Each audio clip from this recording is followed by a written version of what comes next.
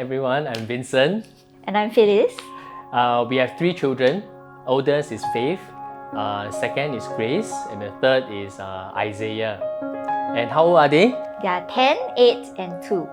Yeah, we are missionaries sent to Thailand sent by Faith Methodist Church under Methodist Mission Society. We are missionaries in Khon Kaen, it's a northeastern part of Thailand. So what do we do in Thailand? We are missionaries there. We basically do church planting work, and we set up a childcare center also. Yeah, so it's almost like doing any church ministries here in Singapore. It's just that we pao everything. Yes, we do everything there. Yes, including cutting the grass, making the church neat and tidy and things like that. Yeah. Through the childcare, we hope to reach out to the children and the parents as well. Yeah. What is the name of your church? We call it Christ Methodist Church Khon Kaen because our vision is to have Christ as a cornerstone in our church. Yeah, our childcare center is called Little Sheep Childcare Center.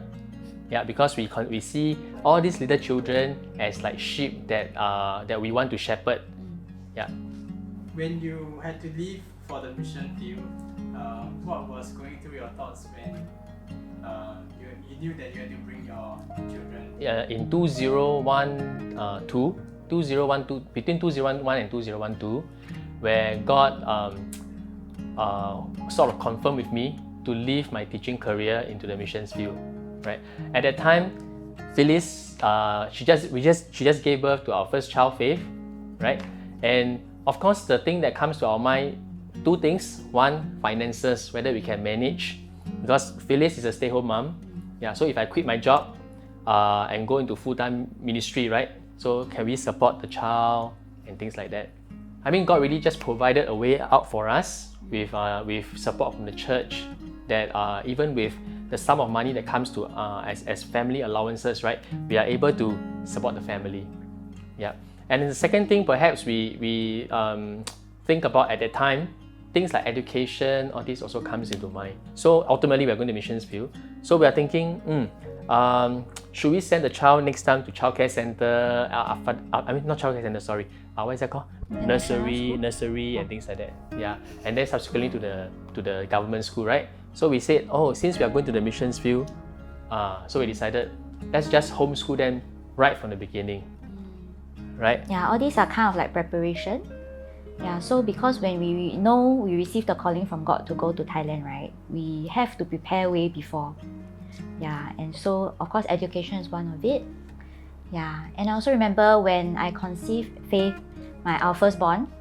Yeah, I remember very strongly in my heart that it means we really have to still go. Yeah, because God has really blessed us. Yeah, a child, no matter how inconvenient, right, or how young, yeah, it shouldn't stop us from the call that God has called us to do. We should obey Him. And when He blessed us with a child, yeah, of course you cannot just forget about it. Yeah, we should continue on with it and make preparations. Yep. In fact, we believe that our children are like the gateway for us to share the gospel. Because with the children, right, we have seen so many times children can help the people let down their guard, like not so suspicious of us. We experienced that. Yeah. In the field with them. Not that we make use of our children, but the children are such great blessings from the Lord for us to share the gospel, right? Yeah, like they will invite us in because they see the children. When you were in Don Tan In, right, there was a period of time where you were staying there with 2 of them. For 2 days. Yeah. Grace was very young. Yeah. So were there any challenges? Want to share something? Definitely. Definitely challenges because she was not even a year old, she was a baby. Yeah, so in terms of food wise and all that, I remember clearly she tried papaya for the first time and then she kept vomiting. Yeah, so it's interesting like how we try different things with them, but they just become stronger and resilient. Yeah, and we overcome whatever comes our way, and it's really by God's grace. Yeah, and we see that actually when you obey God's calling, He will provide and He will just help you through it, no matter how challenging it may be. She's talking about our second daughter, Grace, because when we went, Grace was 6 months old. Yeah. I think about 6 months old. Faith was about 2+. Yeah. Yeah, another challenge also was Faith fell out of our SUV. like head down. So that was the first day. Yeah, so she had quite deep cuts here. Yeah, every time we bathe her is a challenge. She will scream and cry. And I think the amazing thing is we did not even bring her to a doctor. We just wanted to see how it was. We prayed with her, we assured her, consult her, everything, and in the end, she just healed like that. So we really believe it's also God's amazing power to heal her. Yeah, and I think... And no scars on her face. Yeah. She still looks very pretty. Yeah. I remember when we went there that year, because Grace was only 6 months old, we have to bring a lot of things. The luggage, sterilizer, everything will be brought along with us. And we stayed in a one room kind of a resort, just one bedroom.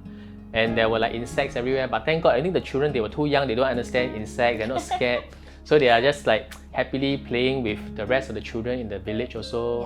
Yeah. So it's amazing. I mean, like it's amazing how we see our children, even though they are young, they are so adaptable. Yeah, Faith was 2, right? I mean, she doesn't know much. She just go there and enjoy herself. Yeah. Going back to when you left, right? Were there points that you struggled with God for, needed to surrender and obey different aspects? I think for myself, it's finances. Yeah, I think I calculate my costs as we make the decision to go into full time, go into field, and so I remember clearly before we make the decisions, Phyllis and myself, we had a chat. In fact, I spoke to even her parents, her mom, and also her sister. Also, we talk about how when we go to the full-time ministry, how we must cut costs. We stop going to eat in the restaurants. We only go to hawker centers, and it was a tough time. It was a surrender also to change when there's this type of change of like culture or habit or like practices, so to speak. Like, because last time we used to go like once a week, we'll go to a nice restaurant to eat, but we have to take away all these things. Yeah. So once a week now we go to a coffee shop to eat. But even though the food is different, the environment is different, but there is still love in the family. It's like everyone is so supportive, and we still enjoy ourselves as we spend time together, even with her mom. Even her mom also made a lot of sacrifices because of the decision that we made. Yeah, even my parents also, they make such sacrifices because of the decision that we make. So this is something that we really surrender to the Lord in terms of finances and lifestyle. Yeah, I think we also, a concern for me was friendships for the children. Yeah, because living here, obviously they will not have a lot of friends there. We don't even know whether they will have friends, right? And a huge concern for me was whether they would lack the social interaction kind of skills. But I think it's very amazing, like really thank God that they turn out fine. Yeah, they're very sociable, and I think because we are very thankful for many mission trippers also come over, and each time people come over, they are older, even it doesn't matter, they like mingle very well with them. Yeah, so it shows me that, even this aspect of surrendering the concerns for their social interactions, all this, God already shows us, that they'll be fine. Yeah. Another concern that we had was about education, right? We were, because we decided to go into homeschool, I remember that time I was very worried. Phyllis is very cool. She's like, no problem. But for me, it's like, are you sure? Like, I'm worried whether in the end our children can, read and write English, not to mention Chinese, okay, English. So I was worried really. But when I see Faith and Grace, right, that time Faith, especially Faith, growing up, she learned how to speak properly. She learned how to write. In fact, her English is so good, better than mine. So I was like, wow, I think the homeschool is working out well. So I had a bit more confidence. Yeah. So that was how I think God really helped me to feel assured through this process, right? That even with homeschool, Faith and Grace, right, our children can also grow up to be educated, to know the beautiful creation that God has created in this world. Yeah. I think linking up to what he just mentioned, so we got further affirmation from God when we came back here to Singapore and we got stuck for many months, right, because of COVID. And then when we decided to let them go to mainstream school, Faith had to sit through some tests, to see which level she can enter into. Yeah, so we are so thankful that she did well to continue on in the same level she's supposed to enter at. Because we heard that most people who come back from overseas, right, the kids will join in like one level slower. Yeah, so for us, I think it's really an affirmation that we're on the right track. Yeah, so we're really very thankful to God for that. Yeah, I mean God has His own plans and His own timing. Actually, before we came back, a year before we came back and we were stuck here in Singapore, we actually switched Faith's curriculum from the American curriculum, homeschool curriculum, to a Singapore curriculum, because we've realized that she needs to be more challenged in terms of learning mathematics. Yeah, so I mean God is really good. I mean God in advance already know that we'll be stuck here, that she has to go into a Singapore school, right? So because of that, I think she's well prepared to take the entrance exam. I mean, if we did not switch the curriculum, right, a year before we came back, it's 100% Faith cannot pass a math exam in the school. Speaking from a math teacher, past math teacher, yes. I'm very, very sure. Yeah, so God has His timing, indeed. Maybe just describe like one very, very uplifting moment and then one very low moment. I think for myself, the uplifting moment is always to see lives being changed. Yeah. In fact, it's just very recently, I remember the first boy that signed up for our nursery, right? His name is Aaron. He is also one of the first few who came to know the Lord. He came to know the Lord, I think he was only 5 years old. And then he got baptized. The first batch to got baptized, Aaron. Yeah. And only last week, we got the news that his mom and his stepdad also came to know the Jesus. And the uplifting moment is not just that they know Jesus, but it's a change of heart.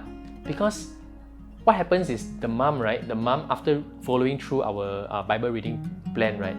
She in James, because in James we talk about faith without works, right? It's not true faith. So the mom, after reading that, she saw a homeless man in front of the church, near the church area. And she, being poor herself, she actually went into a house, took a blanket, and gave it to the homeless man. Yeah, it was so, to me, it's like, wow, it's not just someone who received Jesus by words of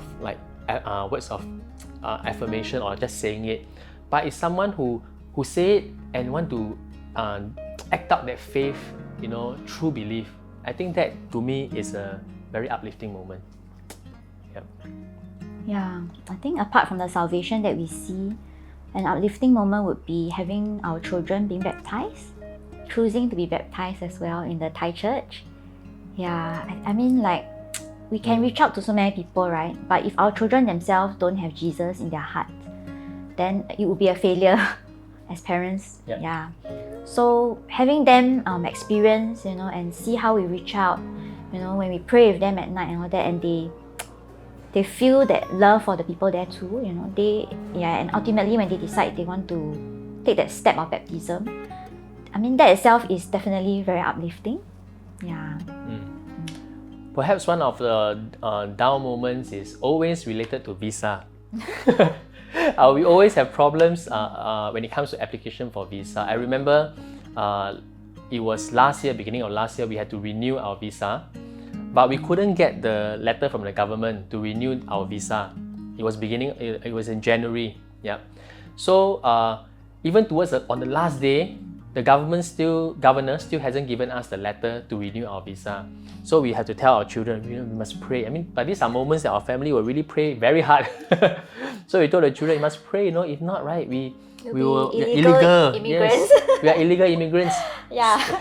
So the children will be like, huh? What do you mean? And things like that. So we will have to, you'll be caught by the police, Are you sure you're caught by the police? Yeah, when you tell children that, they're really very scared, right? So I remember the last day, we still couldn't get. Then the children, we are all of us, we're like, I think we don't know what will happen. We're also not very sure. We find out maybe you have to pay a fine or what. But in the end, God is good. So we became illegal immigrant only for one day.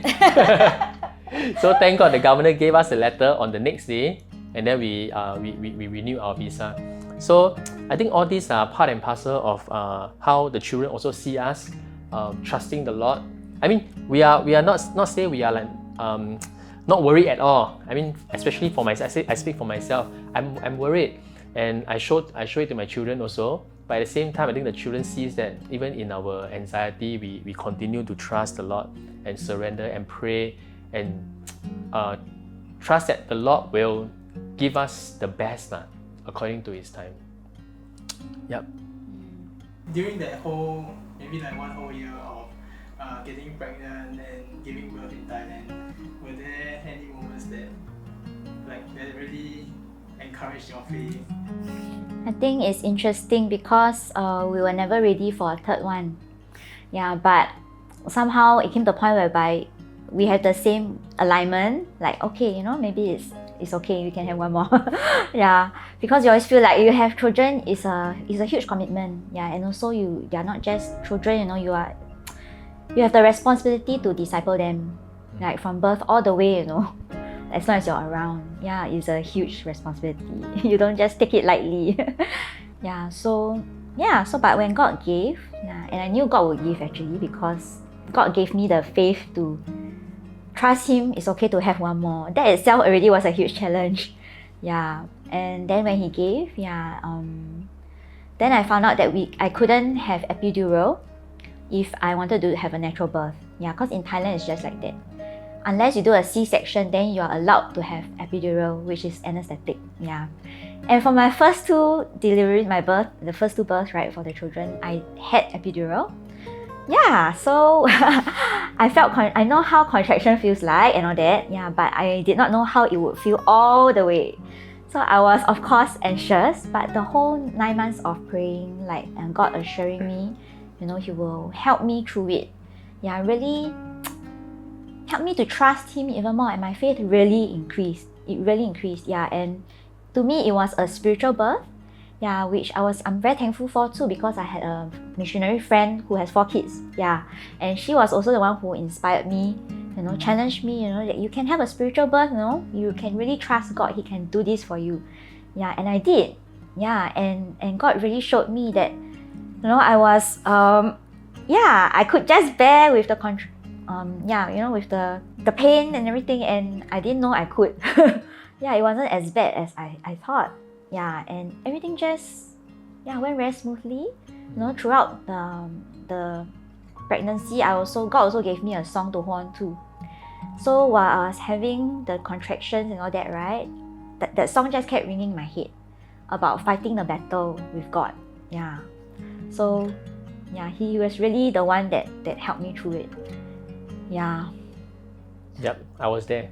The birth was easy, I think, huh? It was quite easy, right? Compared to the other two when I had... I mean, it was tough too, of course. It wasn't easy. No, but it's like very fast. Amazing, I think it's by God's grace, it's just very fast. Yeah, right? Yeah. Yeah. Okay, so how can Faith Methodist Church support you in prayer or any needs that you have as you prepare to head back to Thailand? I think this journey is an ongoing journey, right? Even as we talk about surrendering our education, finances, everything, but God is still continuing. It's still a work in progress. You know, every time it will come back, the fear may come back, and then God will still reassure us and tell us that, you know, He's still in charge. He's still, you know, I remember the verse before we left the field. It was not by power, not by might, but by the Spirit of God. It's truly by God's grace, it's truly by His power that we can do everything, right? So pray for us, you know, that every time we encounter any fear, anytime we encounter any issues or struggles, that we will always remember that God is in charge, that God will always assure us also of His sovereignty, of His grace, of His love for each and every one of us. Actually, we never felt really the intense emotions of surrendering the children so much until recently. Yeah, because of COVID. So we also had a discussion over that. We would like you to also pray for our children. Yeah, the health, especially for their health, because none of them are vaccinated. Yeah. Yep. Oh, it was like, actually it was before we decided to return back to Thailand, right? And Phyllis and myself, we had a discussion whether to go back, and I was telling her, I think it's okay, just go back. Don't worry about the children, even though they are unvaccinated. And I was telling her, it's all right, you know. And she was the one that was more worried, yeah. But the next day, right, I think God taught me a lesson, you know, because the next day I brought Isaiah to my mom's house, and I accidentally opened the door and hit his toe. Yeah, it was so bad, and he cried so much. There was a big cut, a deep cut. Yeah, he was bleeding, he was crying. So at that point in time, I felt so bad, right? And I told God, I said, wow, God, I remember last night I was just telling you that don't worry about the children. I was just telling Phyllis, don't worry about the children, you'll be okay. But when this happened, when I saw the pain on Isaiah's face, the suffering that he has to go through because of me, I realized that, hey, actually I'm not as courageous or as brave as when I told Phyllis, don't worry about it, don't worry about it. Because when the real thing happens, that is when you feel the actual emotions. Yeah, and at that point in time, Phyllis and myself, we realized that we really need to count the cost when we go back. You know, what if, we even talk about what if one of our child gets COVID and then something really bad happens to them in Thailand. So will we still trust the Lord? Will we still surrender and say this is the best plan that God has for us? Yeah, ultimately we came to a conclusion, of course, that we will trust Him. That's why we made the decision to return back to Thailand in October. It's a lesson that God has taught us, that sometimes we really need to go through something in order to understand what we really feel, you know, in our hearts. Yeah, so apart from praying for ministries, of course, for the covering, the protection of the whole family, yeah, that really we will continue to trust God no matter what happens. Yeah, and I think, you know, really 4 years being there, you know, we still go through this kind of same process. Yeah, and I think it's part of God growing us as well. Yeah. And pray for our children as they make their way back. I mean, pray that they will learn the language fast, they will make friends, they will adapt well. Yeah. Pray that we will have a suitable house. Yeah, because we still haven't been able to find a house there yet. Yeah, and I think there's a lot of things, like it's quite an exciting new season ahead for us. We have a lot of things in mind that we want to do over there. Yeah, so pray that, you know, God will open doors if He wants us to do those things, and just close those that He doesn't want us to. I also want to take this opportunity to thank TDB, who prayed for our family for the visa, because we finally got the visa approval last week. Yeah. So right now we are just waiting for one final document before we can say we are surely make our way back on the 16th of October. Yes. Any advice to new young parents or parents who are struggling with like surrendering their children to God? Okay. Yeah, I think first and foremost, I want to encourage our parents to recognize and know that our children belongs to God. We are stewards of what God has given to us, right? So the first thing we should do as parents is to point our children, to bring our children back to God, to make sure our children grows up knowing who God is, right? Loving God. It's not easy, definitely it's not easy, but I think that is what we as parents must do. Many things we can be worried about, but ultimately God is the one who is in charge. I mean, like, you know, in Psalms it says, unless the Lord builds the house, we all labor in vain, right? So even if we can give the best education to our children, right, at the end of the day, will they turn out to be someone who has good character? We don't know, right? So but yet, you know, if we trust the Lord, right? We trust the Lord. Maybe our child may not grow up to be successful in the eyes of the world, but we know that God is an amazing God who takes care of our children and will grow them up in His ways, with good character.